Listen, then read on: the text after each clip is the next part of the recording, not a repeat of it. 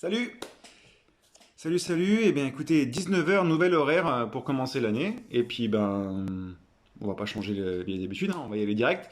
Alors je suis bien évidemment ravi de vous retrouver ce soir en direct, ou plus tard en rediff d'ailleurs. Je sais pas hein, si vous avez regardé cette vidéo au moment où vous allez vous réveiller, au moment où vous allez vous coucher. En tout cas, ce sera en ma compagnie et ça c'est plutôt chouette. À moins que je n'accompagne un bain, un maté ou un chocolat chaud. Dans ce cas, attention de ne pas vous tromper de tasse avant de la boire.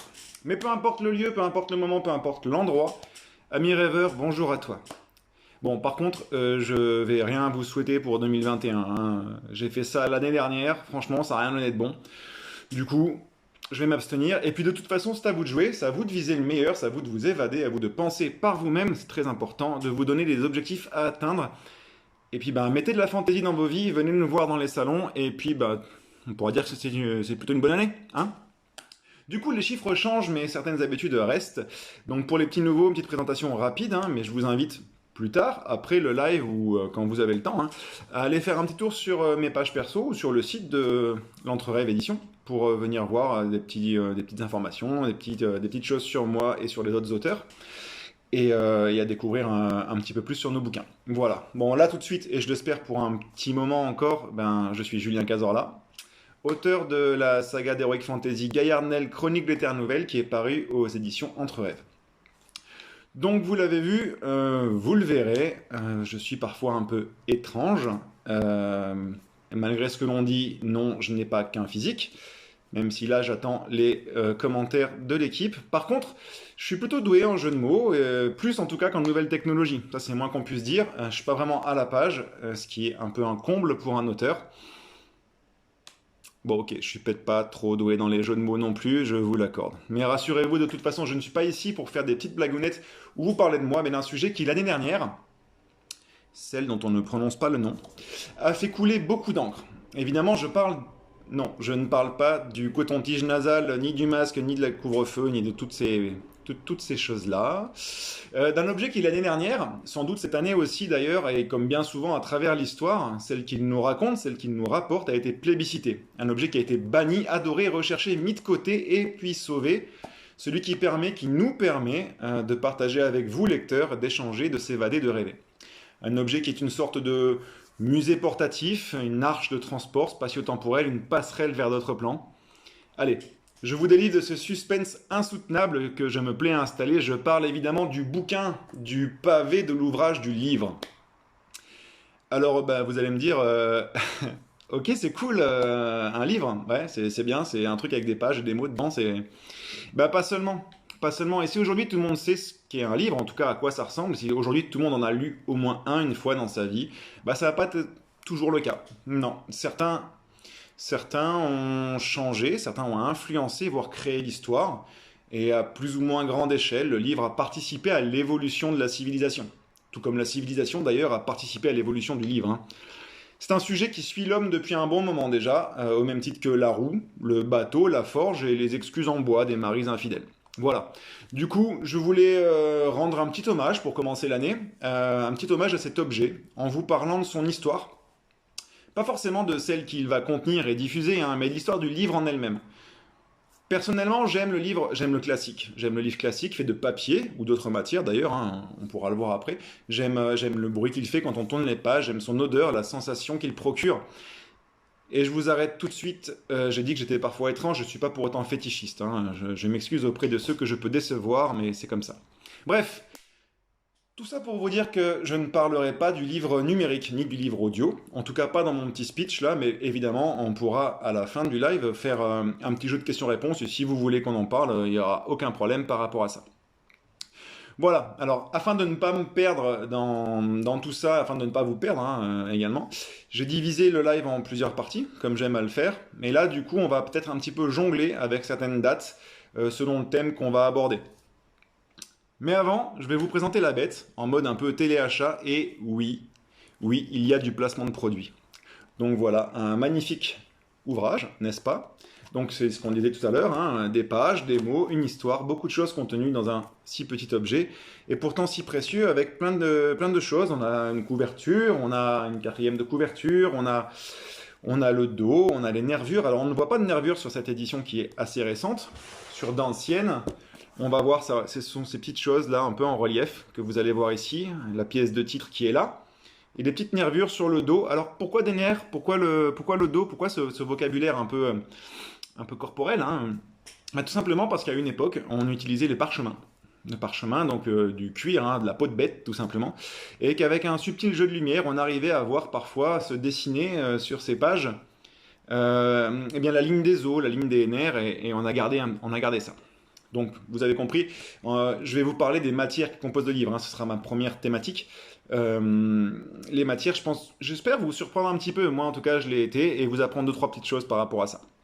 Puis évidemment, je parlerai de l'imprimerie, qui a eu un impact énorme sur l'histoire de notre objet, hein, du sujet du soir. Et puis enfin, des acteurs qui permettent au livre d'exister. Mais pas d'inquiétude, je ne vais pas vous faire tout un cinéma là-dessus, hein, il y aurait beaucoup à en dire. On sait que l'écriture est un symbole fort, qui démarque l'histoire de la préhistoire, et surtout l'un des moyens les plus répandus de mémoire et d'information. Mais que ce soit par le biais de signes, de dessins, de symboles ou de lettres, hein, peu importe, bah, c'est bien beau, mais il faut un support pour pouvoir propager tout ça. Donc la pierre, le bois, les pots, l'argile, tout y passe ou presque. Et on s'habituera rapidement à certaines matières. Alors par exemple, les tablettes d'argile, hein, celles de Tartaria, la Roumanie actuelle, auraient près de 5000 ans. Donc ça fait un moment qu'on écrit, mais on peut remonter encore un peu plus loin que ça. Les végétaux comme le roseau, le papyrus par exemple, chez les Égyptiens, ou les peaux de bêtes traitées, on en parlait tout à l'heure, donc qu'on appelle le parchemin. Le plus précieux d'entre eux étant le vélin. Il me semble, hein, si je ne dis pas de bêtises, que c'est de la peau de jeune veau de lait. Voilà. Mais le papier, lui, va naître en Chine au IIIe siècle avant JC. L'autre JC, hein, toujours. Donc le papier est fabriqué en Chine au IIIe siècle à partir de branches de jeunes pousses de mûrier garanties sans Covid à l'époque, hein, en tout cas, ils étaient très très forts ces Chinois. Et ils sont tellement forts en fait qu'ils vont garder ce secret durant près de 600 ans. 600 ans à être les seuls à produire du papier. Jusqu'à une bataille décisive sur la route de la soie, quelque part en Asie mineure. Là, ils se feront battre par les Ottomans, qui vont apprendre l'art de la fabrication du papier. Ils vont y apporter quelques améliorations, le polissage par exemple des feuilles, et le transmettre via les routes commerciales à l'Occident. Et en Occident, justement, qu'est-ce qui s'est passé pendant ce temps-là? Eh bien, il y a eu 2 périodes importantes pour le livre. Il y a eu l'Antiquité et le Moyen-Âge. À savoir, en Antiquité, que le papyrus, fabriqué à partir de la plante homonyme, était si répandu, si facile à produire, du coup si bon marché, mais qu'il y en avait partout. Et les royaumes d'Égypte, puis plus tard les Romains, bah, ils l'ont trimballé dans tout l'Empire, et ils en ont rempli leur bibliothèque. Savoir qu'ils avaient des bibliothèques un peu partout, à tel point que la plupart des habitants de ces peuples, hein, même leurs esclaves, bien souvent, savaient quasiment tous lire et écrire. Puis il y a eu le déclin de l'Empire romain et le début du Moyen-Âge, qu'on surnomme la période sombre de l'histoire. Alors c'est pas à cause des guerres et des épidémies, hein, pardon, il y en a toujours eu, apparemment, c'est pas prêt de s'arrêter. Non, période sombre, car nous avons très peu de données écrites, en fait. Et pourquoi? Bah, il n'y a plus de papyrus. Et puis, ben, quand il n'y a plus de papier, ben, on est dans... Bref, du coup, parchemin. Le problème du parchemin, c'est que la fabrication, elle est longue, elle est onéreuse. On écrit dessus à la main, ce qui est long et fastidieux. D'ailleurs, manuscrit, hein, ça vient de là. Manus, la main, scrit, bah, c'est tout ce qui est écrit. Donc voilà, je ne vais pas vous expliquer l'origine du terme. Donc, les matières, compliquées à mettre en place, des écrits, tout ça était artisanal, tout était fait à la main. Alors c'était magnifique. Les livres, vous avez déjà dû en voir avec toutes ces enluminures, c'est splendide. Ce sont de véritables objets d'art, mais qui sont très rares. Finalement, on verra un peu plus tard, hein, que le papier va arriver en France, par exemple, au XIIIe siècle. Et ça va changer progressivement la donne. Le papier d'une durabilité plus importante, un peu moins cher, plus facile à produire, en tout cas en quantité que le parchemin, et ben le papier va devenir assez rapidement le support numéro 1. Alors vous allez le voir, je vais parler de papier, on n'est plus sur la même fabrication que le papier chinois. Bon, tout de suite, le papier reste tout de même une matière assez onéreuse. Par exemple, il représente à elle seule la moitié du coût de fabrication du livre. Ah oui, parce que pour être viable, ben, le papier devait être d'excellente qualité. Pour ça, il fallait des chiffons de choix, il fallait un moulin à eau efficace, il fallait une eau pure pour obtenir une pâte suffisamment parfaite. Et des chiffons, oui, j'ai dit des chiffons. J'ai dit des chiffons, bah oui, parce que des chiffons de lin, des chiffons de chanvre ou de coton, bah, les pousses du mûrier, ça fait trop 9e siècle, quoi. On est passé à autre chose, mais on reste dans le végétal. On reste dans le végétal. D'ailleurs, pour la petite anecdote aussi, à savoir que bah, l'expression se battre comme des chiffonniers vient de là. Hein. Si vous avez envie de briller en société lors d'un repas, pas de problème. Vous sortez ça, ça passe. Donc on va fabriquer le papier ainsi jusqu'à la fin du XVIIIe siècle à peu près. Et si vous avez des questions sur la fabrication du papier, j'ai 2-3 petites choses que j'ai pu mémoriser pendant mes recherches. On pourra en parler à la fin du live si vous voulez. Et puis parce que c'est toujours plein sympa d'en placer une ou deux pendant un repas de famille, petite anecdote, on va remarquer que le treillis métallique qui sert à la presse pendant la fabrication du papier va laisser des traces verticales, donc les pontuseaux, et horizontales, les vergeurs. Et du coup, le maître papetier va laisser sa trace lui aussi. Alors on se calme tout de suite, il laisse en fait sa marque de fabrique, et on va appeler ça le filigrane. Ça permettait de savoir d'où venait le papier. Alors évidemment, cette méthode était plus simple que fabriquer du parchemin, hein, mais elle était assez longue, et puis elle ne produisait que du feuille par feuille, avec des dimensions limitées aux machines et aux humains qui s'occupaient de ça à l'époque. Ensuite, par un système de pliage qui permettait de jouer sur les dimensions. D'ailleurs, on va garder les dénominations nées à cette époque, hein, le in folio, in quarto, etc., etc. C'est en fait le nombre de fois où on va plier le papier sur lui-même pour obtenir différents formats de livres ou de livrets. Et puis comme souvent en histoire, les choses vont s'accélérer. En 1798, Louis-Nicolas Robert construit la première machine à produire du papier en continu grâce à un système de rouleau. On va remplacer le papier chiffon par d'autres matières plus abondantes et moins coûteuses. Et tout ça grâce à un biopolymère, la cellulose. Alors un biopolymère, qu'est-ce que c'est? C'est un glucide. C'est un glucide qui constitue la paroi des cellules végétales que l'on récupère de partout. La paille, du bois, des roseaux, on utilise tout. Donc je vous laisse noter l'info, hein, ça peut servir. Attends que je retrouve ma page. Voilà. Puis en 1840, on parvient à isoler la cellulose par défibrage du bois. C'est ce qu'on va appeler la pâte mécanique. Et puis 20 ans plus tard, en 1860 donc, on va dissoudre la lignine. La lignine, c'est une biomolécule qui est un des principaux composants du bois. Grâce à des produits chimiques d'ailleurs, et on va appeler ça la pâte chimique. Alors oui, nos aïeux étaient plutôt ingénieux, hein, mais pas forcément très inspirés. Bon, c'est comme ça. À savoir qu'aujourd'hui, 95% des papiers sont fabriqués à base de bois. Le chiffon n'est plus utilisé que pour certains documents auxquels on veut donner une durabilité vraiment exceptionnelle, hein, comme les billets de banque par exemple. Donc potentiellement, quand vous faites votre poussière ou vos vitres, là, vous le faites avec un bifton de 500 balles. Ça fait réfléchir. Bref, cellulose, lignine, on parle de bio et donc de vie. Alors attention à la chaleur, attention à la lumière, l'humidité, tout ce qui pourrait se développer dans un livre, hein, qui font parfois changer sa couleur ou son odeur. Hein. C'est ce qui donne à nos anciens bouquins un petit peu jaunâtre, cette teinte et puis cette odeur particulière. Donc il faut prendre en compte tous ces éléments pour la bonne conservation de l'objet. Donc vous l'aurez compris, le papier est la matière principale qui constitue un bouquin, ou un journal, hein, ou un différent support, et selon sa qualité, eh bien, le prix de l'objet peut varier. Du coup, on garde ses chiffons, on ne sait jamais. Et du coup, durant un bon moment, les livres étaient produits et réservés pour une élite, à cause de leur prix, à cause de leur rareté, évidemment, pas seulement. Le livre étant devenu rare, hein, on l'a vu tout à l'heure pendant le Moyen-Âge, lire ou écrire n'était pas forcément donné à tous. Même les nobles ou les dirigeants d'État étaient pendant un certain temps, peut-être même encore un peu aujourd'hui, analphabètes. Il fallait surtout compter sur le clergé pour lire, pour écrire. Alors bien souvent dans une langue aussi morte que l'audio qu'elle soutient, hein. Mais bon, là je parle encore que du papier et je saute une étape importante dans la chronologie de l'histoire du livre, et je souris d'avance parce que je sais que je vais passer à un moment difficile, là, tout de suite. Donc peu de livres écrits et lus jusqu'en 1450, où notre ami Johannes Genflesch zur Ladenzum Gutenberg, je m'en suis pas si mal sorti, mais on va l'appeler pour la suite du live, on va l'appeler comme tout le monde, on va l'appeler Gutenberg, hein, tout simplement. C'est drôlement plus simple. Et bien lui, Gutenberg, il fait quoi? Il fait quelque chose de super. Il arrive avec la typographie. La typographie, c'est quoi? C'est un principe d'impression au moyen de métal, des petites pièces qu'il a fabriquées lui-même, et des petites pièces de métal en relief qui vont marquer le papier. C'est l'ancêtre de l'imprimerie, comme tout le monde le sait. Mais est-ce que vous savez par contre que les premiers livres imprimés, donc au XVe siècle, des livres religieux en général, s'appellent des incunables? Et encore une fois, moquez-vous de mon accent si vous voulez, incunable ça vient du latin incunabulum, qui veut dire berceau, puisque le berceau, c'est la naissance de l'imprimerie. Voilà. Donc si vous tombez là-dessus au Trivial Poursuite, vous m'en remercierez. Pourquoi une Bible? La Vulgate, d'ailleurs.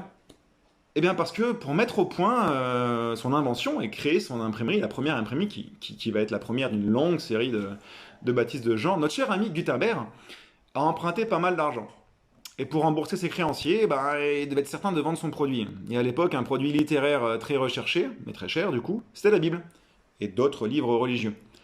L'imprimerie a permis de faire chuter les prix et rendre accessible en fait plus facilement l'objet. Mais un objet légèrement différent de ceux qui étaient connus. D'ailleurs, au début, il a dû les retravailler, ces produits. En effet, la typographie ne reproduisait pas, les enluminures ne reproduisaient pas toutes les fioritures qu'on trouvait sur les livres. Et il avait un peu peur que de présenter un produit ainsi modifié pouvait peut-être être boudé par le public. Donc il s'est adapté, il a fait un subtil mélange d'ancien et de moderne, hein, et ça a plutôt fonctionné. Hein. C'est d'ailleurs si bien fait, ça a si bien fonctionné que pendant longtemps, certains incunables étaient présentés, étaient conservés dans les musées comme des manuscrits. Voilà. Mais enfin bref, avec le temps, le processus s'améliore et là on arrive à un autre type d'imprimerie, on arrive à l'héliogravure qui a des caractères en creux et puis le dernier né, l'offset, un procédé qui est dit à plat. C'est le plus utilisé aujourd'hui pour tout type d'impression d'ailleurs. Bah oui, Jamy, en gros, on crée par photographie en milieu humide une plaque d'impression où des milieux hydrophobes attirent l'encre et des milieux hydrophiles la repoussent. Alors évidemment, ça paraît un peu technique comme ça, mais on peut aussi dire que c'est de la magie, ça marche pareil. D'ailleurs, je vous renvoie à mon live sur le sujet. Sur la magie, pas sur l'hydrophobie, hein, soyons d'accord. Et voilà, maintenant qu'on a du papier, qu'on a une imprimerie qui cartonne, sans jeu de mots cette fois-ci, il ne nous manque plus que quelques acteurs essentiels. Certes, le chiffonnier papetier et l'imprimeur en font partie, mais aussi, surtout, il nous faut un éditeur. Alors, une éditrice, c'est quand même pas mal aussi. Et puis, il nous faut un illustrateur. Et puis, il nous faut un diffuseur, un distributeur, et évidemment des auteurs. Alors là, tout de suite, sans aucune intention commerciale, je vais penser à des auteurs connus ou en devenir, comme Annelise Blasco, Laure-Emmanuel Lasserre, Kevin Gagnon, Olivier de Sèze, Romy Reed, et moi-même, évidemment. Mais voilà, et avec tout ce beau monde, on commence à avoir quelque chose de vraiment concret. Un objet qui fait rêver, qui suscite des émotions, qui apprend des choses, qui transmet, mais un objet qui a besoin de lecteurs pour avoir une raison d'être. C'est maintenant que va apparaître dans les commentaires, comme par magie, le lien qui va vous emmener directement à la librairie sur le site de la maison d'édition. Hein. Comme ça, vous pourrez vous procurer cet objet si précieux et pourtant à des prix raisonnables. Un livre selon la définition de la Direction générale des impôts. Et oui, c'est eux qui ont la primeur là-dessus. Hein. Bon. Après, il faut savoir aussi que l'écriture, au tout début, a été inventée pour tenir des comptes. Alors bon, il y a une certaine logique là-dedans. Bref, un livre, c'est selon la Direction des impôts, et là, je suis désolé, je ne la connais pas par cœur, je vais vous la lire. Alors, qu'est-ce qu'un livre? À savoir que cette définition date du 30 décembre 1971, hein, c'est pas si vieux. Un livre, c'est un ensemble imprimé, merci Gutenberg, illustré ou non, plié sous un titre. Publié sous un titre ayant pour objet la reproduction d'une œuvre de l'esprit d'un ou de plusieurs auteurs en vue de l'enseignement, de la diffusion de la pensée et de la culture. Donc vous voyez à quel point il est important d'avoir des bouquins aujourd'hui. On a vu, période sombre de l'histoire, plus de livres, les gens ne savaient plus lire ni écrire, et c'est plus facile de manipuler tout ça. Bref, ça c'est un autre débat. Je continue. Cet ensemble peut être présenté sous la forme d'éléments imprimés, assemblés ou réunis par tout procédé, sous réserve que ces éléments aient le même objet, et que leur réunion soit nécessaire à l'unité de l'œuvre. Ils ne peuvent faire l'objet d'une vente séparée que s'ils sont destinés à former un ensemble ou s'ils en constituent la mise à jour. Alors je tenais à dire ce petit passage, puisque bien souvent en fantasy ou dans le fantastique, vous avez des sagas, des séries, et donc c'est cool parce qu'on reste dans le bouquin, quoi. Hein. Donc voilà. Cet ensemble conserve la nature de livre lorsque la surface cumulée des espaces consacrés à la publicité, blablabla. Bon, après c'est les impôts, c'est chiant, on s'en fout. De toute façon, moi j'ai envie de vous dire, un livre... c'est avant tout un monde de poche, c'est avant tout un mélange d'univers à lire, à découvrir, à faire partager, à relire, pourquoi pas. C'est un objet qui vous permet l'évasion, en plus on peut le trimballer un peu partout, l'apprentissage, toutes les notions qui sont dedans, on peut discuter de ça, on peut rencontrer des gens, on peut se rencontrer soi-même. Et d'ailleurs, en parlant de rencontres, moi je pense qu'il est temps, hein, ça fait un petit moment que je vous tiens maintenant, il est temps de passer au jeu des questions-réponses. J'espère en tout cas ça vous a plu, qu'il y a pas mal de choses à dire encore. En tout cas, n'oubliez pas, le livre est une clé. Et ouvrons des portes. Je vais boire un petit verre, je vais vous laisser vous poser vos questions.